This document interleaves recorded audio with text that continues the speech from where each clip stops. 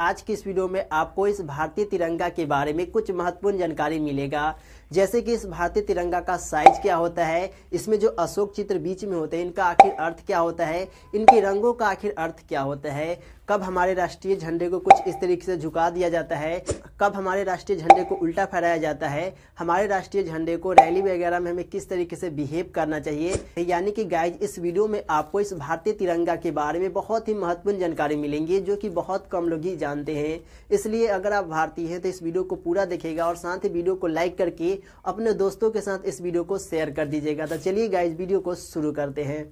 Guys इस राष्ट्रीय तिरंगे का साइज 3:2 के अनुपात में होता है। जैसे कि अगर इस राष्ट्रीय तिरंगे की लंबाई 12 सेंटीमीटर है तो इसकी चौड़ाई 8 सेंटीमीटर होनी चाहिए। यानी कि किसी भी तरीके से करके इस राष्ट्रीय तिरंगे की लंबाई एवं चौड़ाई का अनुपात 3:2 होना चाहिए।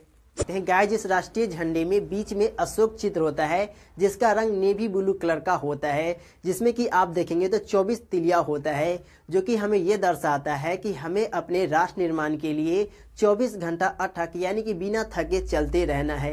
गाइज इस राष्ट्रीय झंडे में केसरिया रंग बलिदान को दर्शाता है, सफेद रंग यहाँ पर आपको शांति को दर्शाता है, वही हरा रंग यहाँ पर आपको हरियाली को दर्शाता है। गाइज जब देश पर कोई राष्ट्रीय शोक आ जाता है तो उस कंडीशन में राष्ट्रीय शोक को मनाने के लिए क्या किया जाता है कि हमारे इस राष्ट्रीय झंडे को कुछ इस तरीके से झुका दिया जाता है, हल्का सा इस तरीके से झुका दिया जाता है। वही जब क्या होता है कि देश में कोई बहुत बड़ा संकट आ जाता है, यानी कि बहुत बड़ा कोई राष्ट्रीय संकट आ जाता है, जैसे कि अभी कोरोना है तो बहुत मतलब कि ये कंट्रोल से बाहर हो जाए, महामारी आ जाए, तो उस कंडीशन में क्या होता है कि यहाँ पर हमारे इस राष्ट्रीय झंडे को उल्टा कर दिया जाता है, यानी कि उल्टा करके फहराया जाता है। उल्टा कहने का सेंस ये नहीं होता है कि आपको इस तरीके से नहीं फहराया जाता, यानी कि डंडे के ऊपर नहीं किया जाता है। उल्टा कहने का सेंस ये होता है कि क्या होता है ना कि इस झंडे में क्या है कि अभी आप देखेंगे सीधा है तो ऊपर में क्या है केसरिया रंग है और नीचे में हरा रंग है, लेकिन जब उल्टा झंडा फहराना होगा तो उस कंडीशन में क्या होगा कि इस हरे रंग को ऊपर कर दिया जाएगा और केसरिया रंग को नीचे कर दिया जाएगा।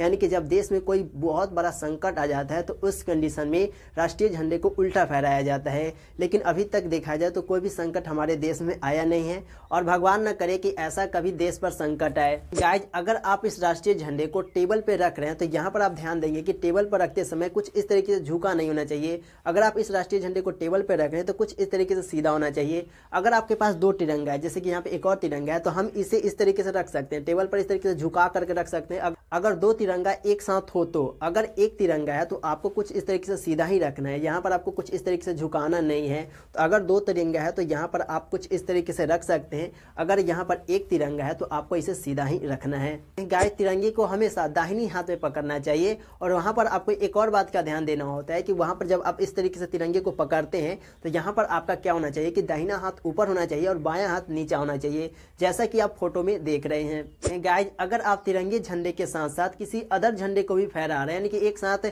कई सारे झंडे को फहरा रहे हैं, तो यहाँ पर आप ध्यान देंगे कि हमारा जो ये राष्ट्रीय तिरंगा है वो हमेशा ऊपर होना चाहिए और जो झंडा है वो नीचे होना चाहिए और जो तिरंगा झंडा है वो ऊपर होना चाहिए। गाइज अब ये समझते हैं कि तिरंगे झंडे के साथ हमें रैली में किस तरीके से बिहेव करना चाहिए। गाइज रैली या फिर जुलूस में तिरंगा लिए हुए झंडे वाले व्यक्ति को हमेशा जुलूस में आगे रहना होता है और वहां पर उसे एक और बात का ध्यान देना है कि जुलूस में हमेशा उसे दाहिनी हाथ में तिरंगे झंडे को लेना है। अगर मान के चलते हैं कि वो तिरंगा लिए हुए थक गया, यानी कि तिरंगा को काफी देर से लिया और वो थक गया है, तो वो इस बात का ध्यान दे कि क्या करें कि वो अगर थक गया तो वो दाहिनी कंधे में कुछ इस तरीके से झंडे को रख सकता है। लेकिन इस बात का भी वो ध्यान दे कि पीछे से वो जो झंडा है वो जमीन को टच नहीं करना चाहिए। अगर वो पीछे से जमीन को टच कर जाता है तो ये अच्छा नहीं होता है, वो पीछे से जमीन को टच नहीं करना चाहिए। तो रैली में आपको कुछ इस तरीके से सावधानी को बरतना है और आपको कभी भी झंडे को कभी भी बाएं हाथ में नहीं रखना है। गाइज अगर आप ये जानना चाहते हैं कि इस राष्ट्रीय झंडे को किस तरीके से फहराया जाता है, यानी कि 26 जनवरी को किस तरीके से फहराया जाता है, 15 अगस्त को किस तरीके से फहराया जाता है, ये ध्वजारोहण क्या होता है, झंडा फहराना क्या होता है, ये सब अगर आप जानना चाहते हैं तो तमाम सारी बातें हमने इस वीडियो में दे रखे हैं। इस वीडियो को आप सिंपल सा देख सकते हैं। अगर आप इस वीडियो को देखते हैं तो झंडे के बारे में और सारे नॉलेज यहाँ पर आपको मिल जाएंगे। तो सिंपल सा आप इस वीडियो को देखिए। अगर आप भारतीय हैं तो सिंपल सा आप इस वीडियो को जरूर देखिएगा। आई होप कि ये सब बातें आपको समझ में आया होगा। मिलेंगे एक नेक्स्ट वीडियो में एक नई जानकारी के साथ, तब तक के लिए जय हिंद।